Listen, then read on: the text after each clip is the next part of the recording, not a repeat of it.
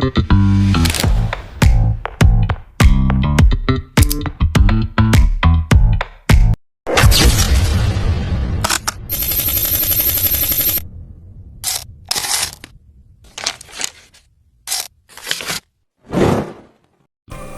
dulu orang Indonesia, Melayu dan Jawa sering disebut malas oleh orang Barat?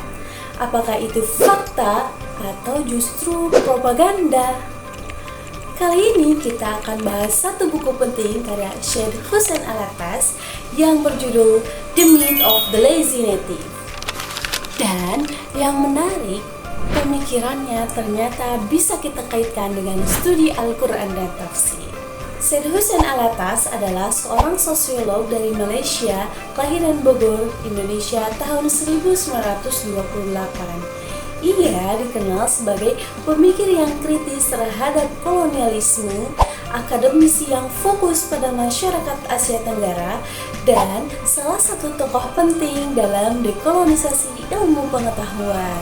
Alatas pernah mengajar di berbagai universitas seperti Universitas Malaya, Universitas Kebangsaan Malaysia, dan Universitas Kebangsaan Singapura. Yang menarik dari Syed Hussein Alatas, ia tidak hanya menerima teori Barat begitu saja, tapi justru mengkritik bagaimana Barat membentuk cara kita melihat diri sendiri.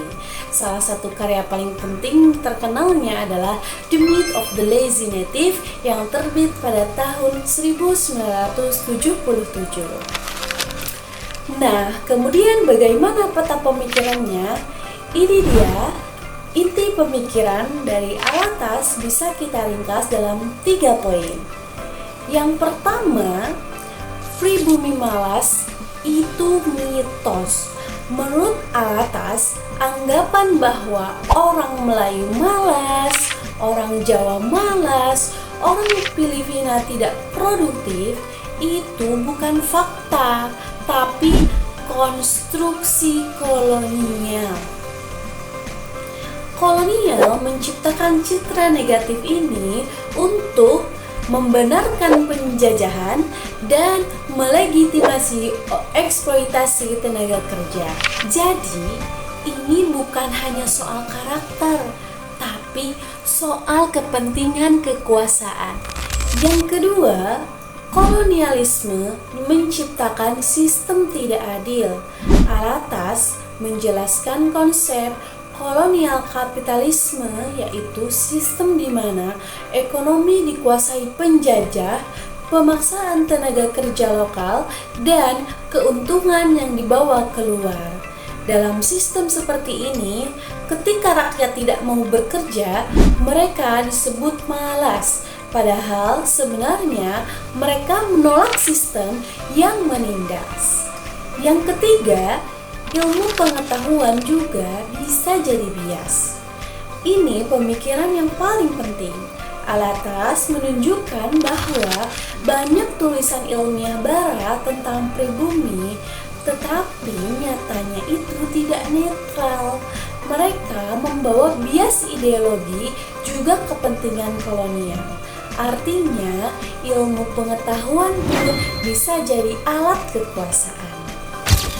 Nah, sekarang kita kaji lebih dalam. Lalu, apa sih hubungannya dengan studi Al-Quran? Yang pertama, kritik terhadap bias dalam tafsir. Seperti yang dikritik oleh Alatas, pengetahuan itu bisa dipengaruhi oleh kekuasaan. Nah, dalam studi Al-Quran, tafsir juga bisa dipengaruhi oleh budaya, politik, bahkan kolonialisme. Contohnya, ada tafsir yang merendahkan perempuan atau tafsir yang mendukung kekuasaan tertentu. Ini mirip dengan kritik Edward Said tentang bagaimana Barat membentuk pengetahuan tentang Timur. Yang kedua, pentingnya dekolonisasi tafsir. Dari sini kita bisa ambil pelajaran bahwa kita perlu banyak membaca Al-Quran, mentadaburi Al-Quran, bahwa tidak sekedar ikut tafsir lama, tetapi juga kritis terhadap konteksnya. Artinya, mana yang benar-benar dari teks, mana yang dipengaruhi oleh budaya atau kekuasaan. Kemudian yang ketiga yaitu mengembalikan perspektif lokal. Al-Atas mengajak kita untuk melihat realitas dari sudut pandang yang kita sendiri. Jika di dalam tafsir, ini berarti menghidupkan kembali tradisi lokal seperti misalkan pesantren, ulama Nusantara, dan lainnya. Kemudian, tidak selalu bergantung pada perspektif luar. Nah, jadi dari buku ini kita belajar satu hal penting. Kadang yang kita anggap kebenaran ternyata hanya cerita yang diulang-ulang oleh kekuasaan. Dan tugas kita sebagai pelajar, khususnya di bidang ilmu Al-Quran dan tafsir adalah tidak hanya menerima, tetapi juga bisa mengkritisi dan memahami konteks. Karena memahami Al-Quran bukan hanya soal teks, tapi juga soal siapa yang menafsirkannya dan dalam kondisi seperti apa. Kalau menurut kalian gimana? Tulis di kolom komentar ya. Dan jangan lupa follow untuk konten menarik lainnya. Bye-bye.